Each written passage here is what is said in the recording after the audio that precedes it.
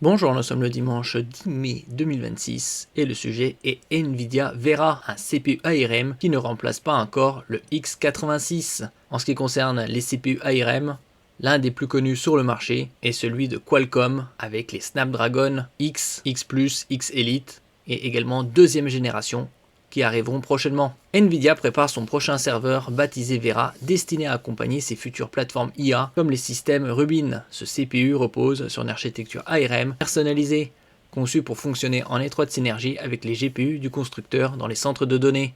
L'objectif est clair, optimiser les performances des charges de travail liées à l'intelligence artificielle où la coordination entre CPU et GPU devient essentielle. ARM progresse, mais le x90 reste incontournable. Malgré cette avancée, l'architecture x86, utilisée notamment par Intel et AMD, reste aujourd'hui difficile à remplacer. Les logiciels, les outils professionnels et une grande partie des infrastructures sont encore fortement dépendants de cet écosystème.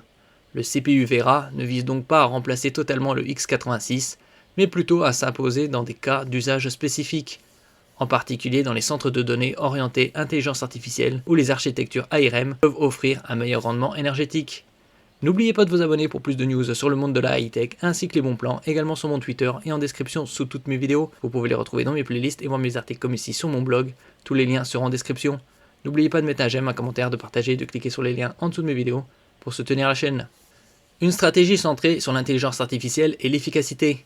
Avec Vera, Nvidia poursuit une stratégie déjà visible avec ses plateformes Grace. Proposer une solution complète intégrant CPU, GPU et interconnexion rapide.